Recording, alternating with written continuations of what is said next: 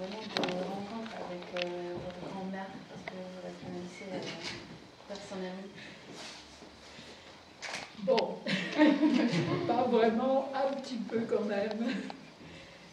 Bon, mes souvenirs les plus, je crois, les plus directs sont probablement au jardin de Luxembourg, où on allait me promener, parce que j'étais pas très loin de chez nous, et que c'était pas très loin de l'Institut de Randium, où Marie travaillait. Ouais. Quelques là, un petit peu.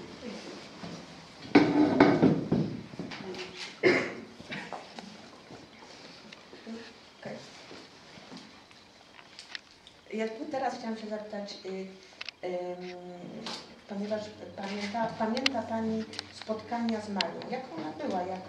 Czy zachowały się w Pani wspomnienia dotyczące jej jako osoby, postaci, nie tylko babci, ale także kobiety, naukowca? Czy w domu się mówiło o tym, że ona jest wielkim naukowcem? Non, elle était comment? Est-ce que vous la connaissez comme une grand-mère, mais est-ce que vous la connaissez comme une femme, comme une scientifique, comme elle était personnellement dans la vie? Bon, j'avais 6 ans et demi quand elle est disparue. Donc je ne peux pas directement l'avoir connue comme une femme, encore moins comme une épouse, même bon, quand ma mère était jeune, dans la famille, c'est pas possible. Par contre, c'est vrai qu'il y a tout de même beaucoup de photographies sur la période 1920-1930 jusqu'en 1934. Il y a quelques vues de films avec Marie. Puis ma mère, évidemment, parlait de Marie, bien sûr. Le danger, c'est que justement, à la limite, je me la reconstruis comme si je l'avais rencontrée. Il faut que je fasse un petit peu attention, parce que ce n'est quand même pas un témoignage direct. Oui, mais quand même, votre mère a dû parler de Maria, de sa mère. Oui. À la façon plutôt qu'une femme ou à la façon plutôt que scientifique, ou les deux en même temps? Je crois que c'était les deux en même temps. Deux en même temps. C'était les deux en même temps, mais quand vous parlez, il y a immédiatement une phrase qui me revient, que ma mère a écrit dans un article qu'elle a fait en 1954, je crois, oui c'est ça, le 20e anniversaire de décès de Marie. Et elle parlait de l'époque où elle a commencé à collaborer réellement avec sa mère, et ça c'était pendant la guerre de 1914, pour développer les fameuses petites camions, voitures équipées de... Pour laquelle Maria a reçu le premier permis de conduite pour une femme. Absolument. Alors, ma mère, quand elle a commencé, on travaillait avec Marie là-dessus, elle voulait absolument faire ça. Au début, Marie ne voulait pas qu'elle revienne à Paris tout de suite. Finalement, oui.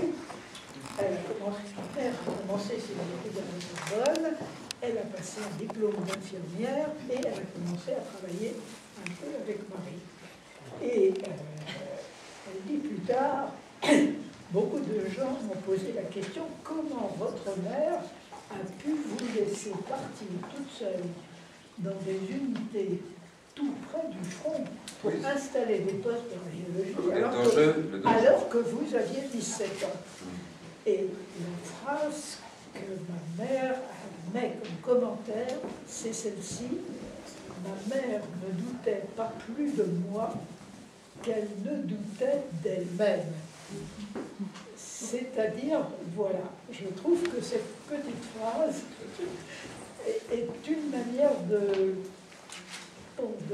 placer Marie, si elle entreprenait quelque chose, c'est qu'elle savait qu'elle pouvait le faire et elle le faisait mieux que la plupart. Mais par rapport à la question précédente, je pense qu'Alicia, comme c'est l'esprit de journaliste pointue et chercheuse, elle voulait savoir est-ce que la maison, quand même d'une famille de génie, était une maison normale Normal, oui. Ou est-ce que Non, non. où on faisait tout le temps des expériences? Non, on ne faisait pas tout le temps une expérience. C'est sûr que Pierre et Marie travaillaient le soir. D'accord. Mais ça, Non, ils travaillaient tous les soirs. La journée était pour travaillaient la famille. certainement le soir. Ils travaillaient certainement le soir. Enfin, il y a des témoignages Quand les enfants qui dormaient. montrent ça quand les enfants dormaient. D'accord. Évidemment, pendant la journée, Marie n'était pas là, mais l'organisation de la maison n'avait rien. Tout à fait ordinaire. Oui, exactement. Et Ce que je voulais d'ailleurs, savoir. quand on pense à la période plus tard, c'est-à-dire celle dont la mère, évidemment, s'est souvenue beaucoup plus, et quand on pense aux lettres qui sont échangées entre Marie, sa fille Irène ou sa fille Ève, il y a de temps en temps quelques lignes où on voit le laboratoire, mais la plupart du temps, il s'agit de la vie d'une famille. Malheureusement, le mari est mort, mais voilà, c'est une famille commune.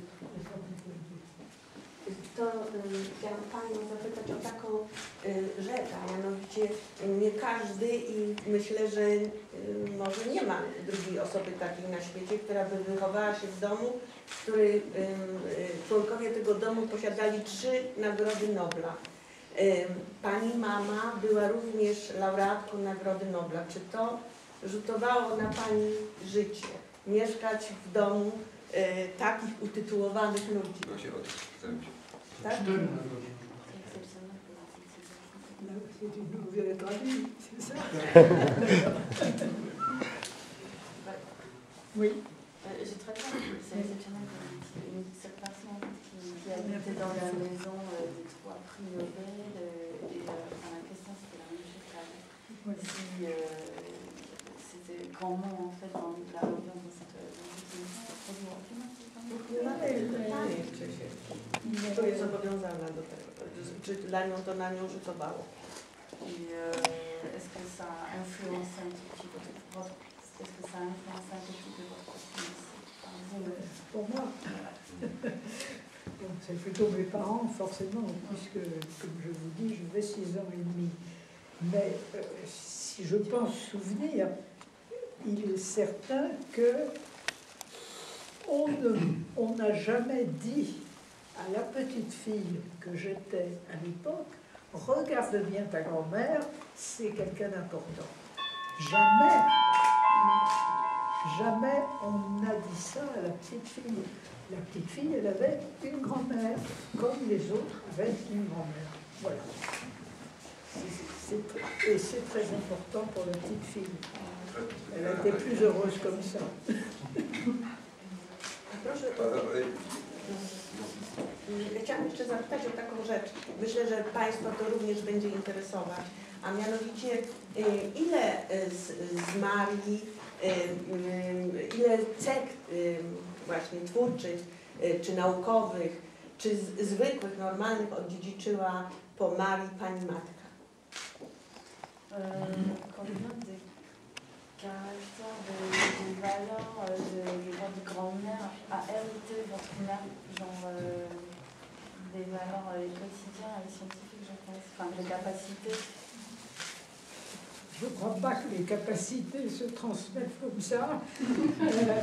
Et par ailleurs, on disait, et ma mère disait elle-même, qu'elle ressemblait plus à son père qu'à Marie, par certains côtés. Ce qui, d'ailleurs, fait que quand elles ont travaillé ensemble, bien, c'était justement une bonne association.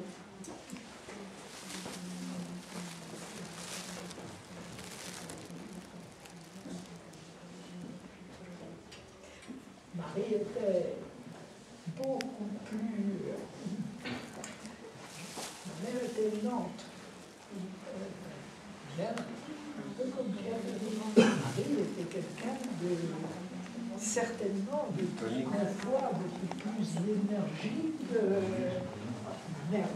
Elle voulait quelque chose, elle le faisait, ça, il n'y a pas de problème. Mais voilà. Et comme ça, souvent que ça se transmet toutes les générations. Vous êtes plus proche de Pierre ou de moi?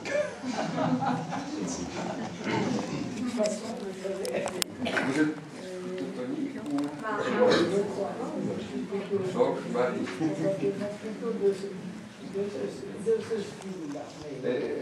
Comment vous pensez, parce que ces gens-là, ils ne se rendaient pas compte du danger de leur métier, en fait, ils maniaient des choses qui étaient quand même assez mortelles, et puis en même temps, ils protégeaient la famille. Il y avait à la fois cette côté protection de la famille, et à la fois jouer avec leur vie, en fait, parce que finalement, Pierre, il s'est fait une cicatrice qui ne guérissait jamais, avec les rats. Il va guérir quand même. Mais je crois qu'il faut faire très attention au début. La première année de la découverte, c'est la première découverte de physique. Il n'y avait pas beaucoup d'électricité, pas plus. Après, il y en a eu beaucoup plus. Mais imaginez que vous êtes en train de travailler, disons, en 1900. Pourquoi voulez-vous qu'on se tracasse beaucoup avec le cancer? Ouais. S'il y avait quelque chose qui pouvait inquiéter Marie, c'est quoi? Eh bien, c'est la tuberculose. Oui. Sa mère est morte de la tuberculose, Marie elle-même avait eu ça, et ma mère a eu la tuberculose pendant 20 ans. Donc, il faut se rappeler que Marie a manipulé, puis il y a aussi des milliards de becquerels énormes, beaucoup trop, c'est évident que c'était dangereux. Mais c'est pas étonnant. C'est pas étonnant s'il faut 20 ans pour se rendre compte par rapport au cancer. Elle avait les doigts brûlés, les doigts un peu brûlés, mais bon, de combien de métiers on a un peu les doigts abîmés, on se coupe un doigt, enfin, etc. Il faut se remettre dans l'époque. Bien sûr. Mais c'est comme avec l'expérience de chercher la masse critique de la bombe nucléaire, les gens poussaient ça avec le tournevis. Exactement. Oui, bon, ça, à l'époque, on savait. Ah bon? Ils ont poussé quand même avec le tournevis. Oui, non, ça c'est tout à fait sûr qu'en 1940, on avait utilisé du radium en quantité très importante. On savait qu'il y avait des risques. Là, le risque, ce n'était pas le rayonnement, c'était la semi-explosion. Semi-explosion. Pas tout à fait la même chose. Heureusement, pas du tout la même chose. Maria była skazana właściwie na świat męski, a mianowicie, ponieważ zajmowała się naukami ścisłymi, w związku z tym po prostu na ten świat męski była skazana, bo w tamtych czasach mało kobiet się zajmowało taką dziedziną, albo można powiedzieć, że w ogóle takich kobiet nie było. No wiem. Alors Marie, elle vivait dans un monde plutôt masculin. Et plutôt masculin s'il s'agit de cette domaine de chimie. Donc la question, jakie było pytanie? Że jak po prostu jej było bardzo trudno pracować w tym męskim świecie. C'était très difficile pour elle de travailler dans ce monde masculin s'il s'agit de cette domaine de chimie. Szczególnie po śmierci Piotra. Surtout après la mort de Pierre. Certain que ça n'était pas facile pour une femme de se faire entendre dans un milieu de savants, comme on disait, il n'y avait pratiquement pas de femmes. Mais quand même, un certain nombre de ses collègues la respectaient beaucoup et l'appréciaient. Et l'un d'entre eux, qui est le plus grand physicien de l'époque, s'adressant à un autre collègue qui n'aimait pas du tout Marie Curie, lui dit, dans les discussions, Madame Curie a l'avantage et l'inconvénient d'être une femme.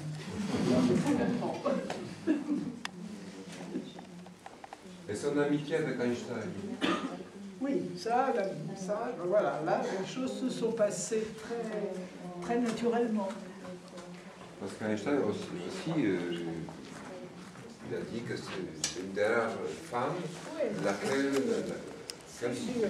Elle avait beaucoup d'amitié, beaucoup d'amitié. Passer des vacances ensemble, quand même. Bon, ils n'ont passé, n'exagérons rien. Ils ont été en montagne, passer un morceau d'été en montagne, une excursion ensemble avec les enfants qui ont déjà grandi.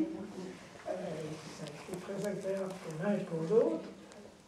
Ensuite, Marie Curie s'est donné beaucoup de mal pour que Einstein veuille bien collaborer, enfin travailler avec le comité international de coopération intellectuelle qui a été mis en place après la guerre de 14-18 entre les pays qui s'étaient fait la guerre, les uns et les autres. Albert Einstein n'aimait pas du tout ça, mais Marie était vice-présidente là. Elle s'était laissée convaincre et elle a pris, ils se voyaient tous les ans, passaient 8 jours à discuter des échanges culturels entre les pays européens, les États-Unis, etc. Et elle le convainquait que ça valait la peine. Jak to się stało, że w tej tolerancyjnej Francji do Paryskiej Akademii Nauk nie dostała się ani pani babka, ani pani mama?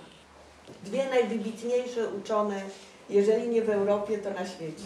Comment ça se fait que l'Académie de sciences de Paris, votre mère, au niveau de grand-mère, n'a pas réussi à entrer?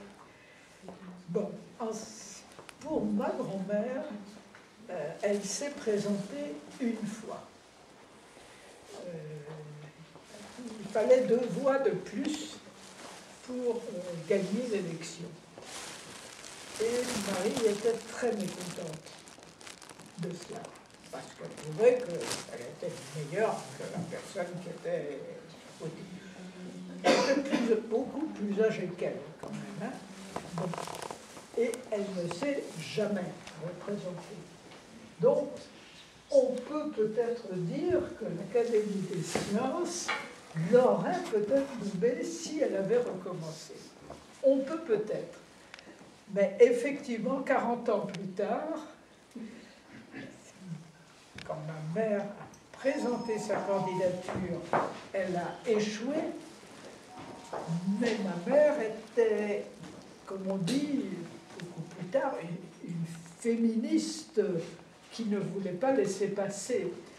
Donc elle a dit, je me représenterai à tous les postes, tous les prétextes. Et ça n'a pas suffi. Pour quelle raison vous pensez? La pesanteur des choses.